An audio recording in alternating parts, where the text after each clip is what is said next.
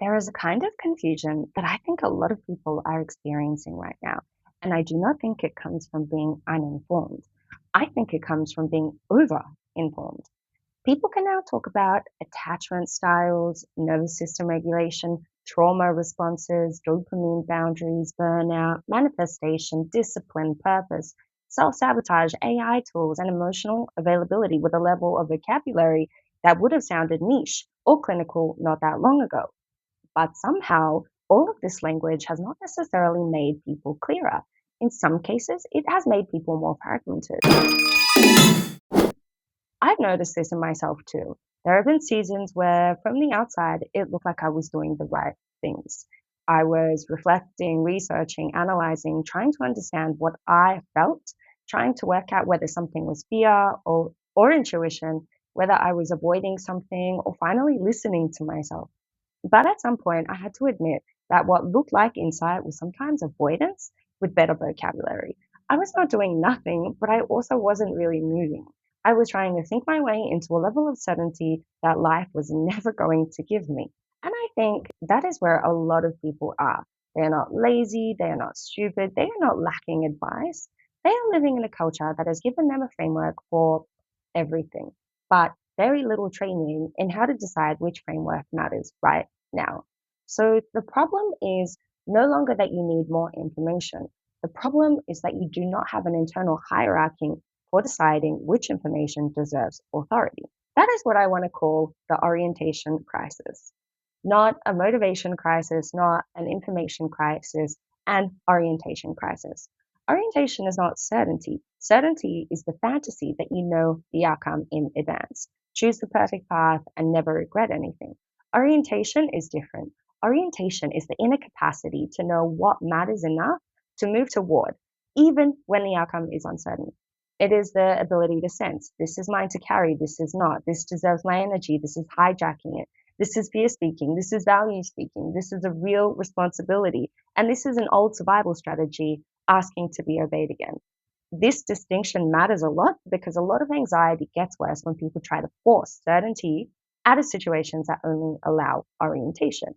Relationship, careers, grief, healing, creative work, identity change, leaving, staying, starting again. Most of these things don't offer clean proof, but they do sometimes offer direction. And sometimes the nervous system doesn't need a guarantee, it needs direction it can't respect. Modern life makes this difficult because it constantly multiplies possible selves. There is a version of you who stays and becomes stable. There is the version who leaves and becomes free. There is the version who becomes successful, the version who chooses peace, the version who moves abroad, the version who settles down, the version who becomes disciplined, the version who stops forcing, the version who becomes visible, the version who disappears from everyone's expectations and finally breathes. On the surface, this looks like freedom. Internally, it can become unbearable because every option becomes another life you have to compare yourself against and eventually grieve not choosing. This is why I do not think the modern problem is simply that people lack meaning. I think many people are overloaded with meaning. They are over-symbolized. Ordinary decisions have become identity tests. Your job is not just a job, it becomes evidence of whether you are ambitious, aligned, wasting your potential, or selling your soul. Your relationship is not just a relationship, it becomes evidence of whether you are healed, anxious, avoidant, loyal, delusional, self respecting, or afraid to be alone. Your rest is not just rest, it becomes evidence of whether you are regulated or lazy. When every choice becomes a referendum on who you are, the nervous system cannot simply live. It has to keep interpreting, defending, proving, and explaining itself. That is not self awareness anymore. This is internal surveillance. This is where purpose becomes important, but not in the dramatic way we usually talk about. The popular version of purpose says, find your why, find your mission, find the one thing you were born to do, and then everything will become clear. And I think that version often creates more pressure than clarity. Now you are not only anxious about your life, you are anxious that you have not discovered the correct existential mission statement for your life. A more useful way to understand purpose is this. Purpose is not the final answer. Purpose is the filter. Purpose helps create a hierarchy of relevance. It does not necessarily tell you exactly what to do forever. It helps you decide what gets access to your attention, effort, loyalty, imagination, and nervous system. Without that hierarchy, everything feels equally urgent. Every open door deserves analysis. Every criticism deserves rumination. Every possible future stays emotionally alive. Old relationship remains unfinished. Every new piece of advice becomes a possible command. The research supports a careful version of this. Fang, Allen, and Dixon's 2024 scoping review in the Journal of Happiness Studies found that purpose in life is associated with cognitive and emotional mechanisms like self-worth, autonomy, agency, coping, self-efficacy, and positive affect, while also noting that stronger causal evidence is still needed. Additionally, Sutton and colleagues in 2024 found that higher purpose in life was associated with lower subjective stress across 16 samples. So the claim is not purpose cures anxiety. The better claim is that purpose is connected to the way people organize their attention, emotion, agency, and action. That is the part that matters. Purpose is not magic. Purpose is organization. And a disorganized inner life is expensive. When you don't know what matters, your mind keeps too many possibilities active at once. Should I stay? Should I leave? Is this intuition? Is this trauma? Is this resistance? Is this wisdom? Is this burnout? Is this laziness? Is this my purpose? Is this fear? Is this a sign? Is this avoidance? The mind keeps simulating possible futures, but nothing closes. So the person is not only anxious about one outcome, they are exhausted from keeping too many outcomes psychologically alive. Purpose at its best reduces the number of things that are allowed to become central. It says not every fear becomes law, not every opportunity becomes an obligation, not every person's opinion becomes a verdict, and not every old wound gets to organize my future. This is also why AI is such an interesting part of the moment we are living in. AI is not the villain. It can be useful, but it can intensify the orientation crisis because it gives people infinite maps before they have built an inner compass. You can ask AI what to do with your relationship, your symptoms, your career, your habits, your ex, your future, and to polish up your answer. It might even be helpful, but a polished answer is not the same as self-trust. There is a difference between receiving language and developing discernment. Discernment requires contact with yourself, your body, your values, your history, your patterns, your consequences, your capacity to act without perfect certainty. If every moment of uncertainty gets outsourced before you have stayed with your own experience, you may get relief, but you may not build any orientation. This is where therapy becomes relevant. In a deeper way, then therapy helps you find your purpose. Good therapy does not just hand you a better map. It helps you understand why your compass points where it points. Sometimes what feels like intuition is hypervigilance. Sometimes what feels like peace is shut down. Sometimes what feels like ambition is fear of being worthless. Sometimes what feels like independence is learned self-protection. Sometimes what feels like love is attachment panic. Sometimes what feels like purpose is performance. This is why trust yourself can be useless advice when it is said too casually.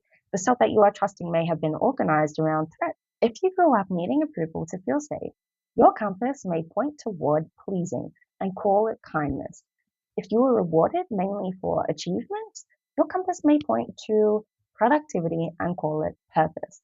If love was inconsistent, your compass may confuse intensity with connection. And if you were criticized often, your compass may point toward perfectionism and call it growth. Therapy can help separate values from adaptations. It can help distinguish a boundary from a wall, intuition from fear, rest from collapse, discipline from self punishment, grief from failure, and purpose from the identity you are terrified to outgrow. Now, if purpose is the filter, letting go is what protects the filter.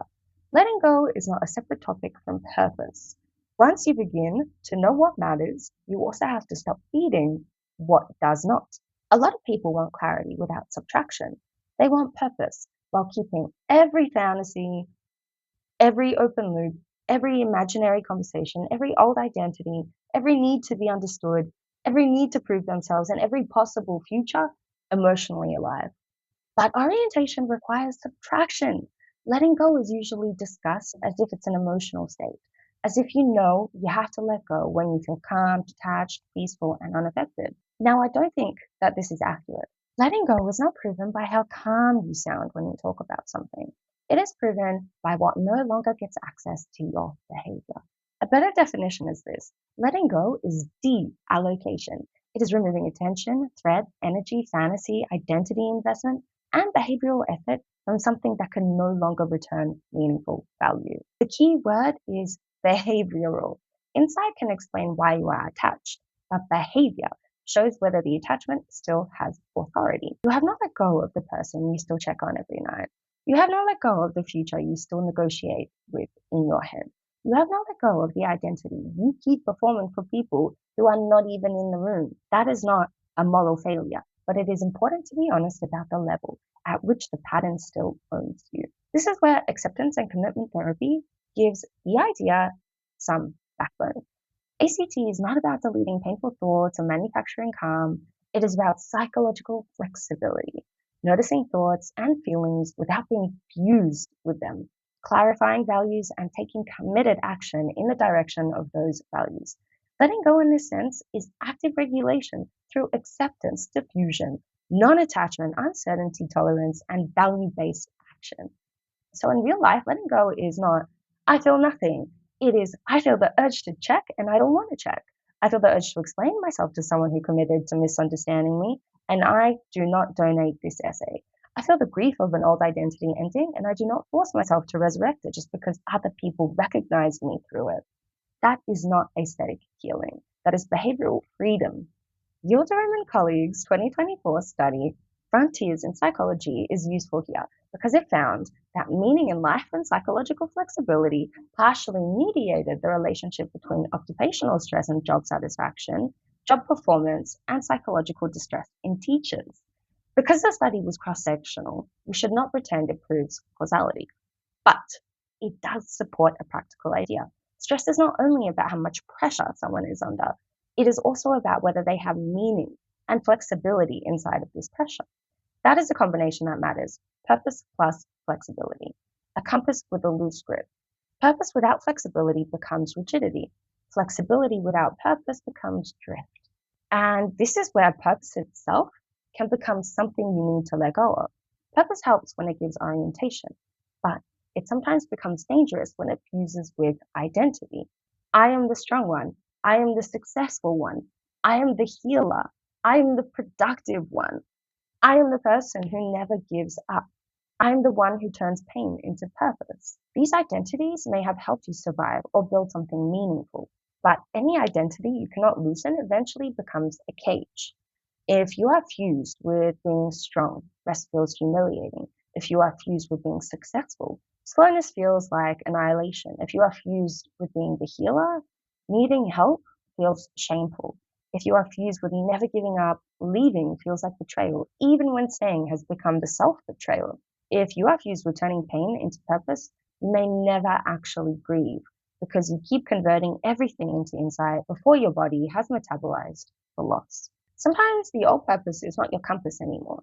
Sometimes it is the thing blocking your compass. So, what do you actually do with this? The practical answer is not to think harder about your purpose. It is to rebuild self-trust through behavioral evidence. This is where Albert Bandura's work on self-efficacy is super useful. Self-efficacy is partly built through mastery experience, evidence that you can do what you set out to do. In plain terms, you do not become trustworthy to yourself by endlessly telling yourself, I am trustworthy. You become trustworthy to yourself by keeping small promises. So the first step is this: choose one promise so small and specific that you can keep it even on a bad day. Not I'm going to heal, not I'm going to choose myself, not I'm going to stop caring about what people think. These are too abstract. A real promise is behavioral and binary. For the next 7 days, I will write for 10 minutes before consuming content. For the next 7 days, I will not check that profile before midday. For the next 7 days, I will pause for 90 seconds before replying from panic. For the next 7 days, I will walk for 10 minutes after work without turning it into another podcast session. For the next 7 days, I will do the boring task I keep avoiding before opening social media. The point is not that one tiny action changes your life. The point is that keeping your word changes your relationship with yourself. At the end of each day, write down one sentence. I said I would do this and I did this. That sentence is evidence. If you do not keep the promise, do not turn it into an identity trial. Ask, was the promise too big, too vague, too dependent on mood, or unsupported by my environment? Then reduce it until it becomes keepable. The second step is to create an if-then plan. And I've talked about this before. This comes from implementation intention research associated with Peter Gollwitzer, which shows that goals become more actionable when they are linked to specific cues. You don't say, I will stop spiraling. You say, if I notice myself opening the app to check, then I will put the phone down, stand up, and drink a glass of water before deciding what to do next. You don't need to say, I will stop people pleasing. You say, if I feel the urge to say yes immediately, then I will say, let me check and get back to you. You do not say, I will be more confident. You say, if I finish the draft, then I will send it before asking for reassurance. That is the difference between a wish and a behavioral sign. The third step is an access audit. Ask, what still has access to me that has not earned that level of access? Then make one concrete access change. Mute the account, move the photos, delete the thread, stop asking that person for advice. Take the app off your home screen, leave the group chat, cancel the recurring commitment, change the environment so the old pattern has to work harder to reach you. This matters because a lot of people try to heal while leaving every portal open. They say, I want to move on, but they keep the surveillance system running. The fourth step is one uncertainty rep per day. An uncertainty rep is a small action taken before your mind has reached perfect certainty. Send the email without rewriting it 12 times. Post the thing without asking 5 people if it's good enough. Make the appointment. Rest without earning it first. Choose the aligned option and stop researching. Let someone be disappointed without rushing to manage their interpretation of you. The point is not recklessness. The point is teaching your system, I can act from values without total certainty. That is how orientation becomes embodied. Choose one small promise, keep it. Create an if-then plan. Remove one access point from what disorients you. Take one uncertainty rep per day. That will teach you more about your purpose than another month of abstract analysis. Because purpose is not only something you discover, it is something you prove through what you repeatedly protect, choose, and refuse. And I think this is what a lot of people are really craving when they say they want purpose. They are not always asking for a grand mission. They are asking to feel internally gathered again. They want to stop being dragged around by every possible self, every emotional trigger, every algorithmic suggestion, every old wound, every imagined future, and every piece of advice that sounds convincing for 5 minutes. So if you feel lost right now, I would not immediately assume you need another framework. I would ask, what is currently allowed to govern you? What has access to your attention that has not earned it? What identity are you still performing because you are afraid of who you would be without it? What promise to yourself have you broken so many times that your own system no longer believes you? And what small promise could you keep this week to begin restoring credibility with yourself? The world will keep giving you maps. Some will be useful, some will be manipulative, some will be true for someone else, and some will be true for you, but not for this season. The deeper work is not collecting more maps. The deeper work is building the compass that tells you which map deserves your attention. Purpose helps you know what matters. Letting go removes what no longer gets access. Therapy can help when fear, grief, burnout, trauma, or old survival roles have distorted this compass. But self-trust is rebuilt through evidence. You said you would do something, and you did it. You said something would no longer get access, and you changed the access. You said you would take the next honest step, and you took it before certainty arrived. Maybe the goal is not to become someone who never feels lost. Maybe the goal is to become someone who knows how to return. Not through another theory, not through another perfect explanation, but through repeated, ordinary proof that you can move in the direction of what matters while the world is loud and your mind is not completely sure. And that may be the most practical definition of an inner compass. Not a life without doubt, but a relationship with yourself strong enough that doubt is no longer the only thing making decisions. Comment one small promise you are willing to keep for the next 7 days. Make it specific enough that you either did it or you didn't.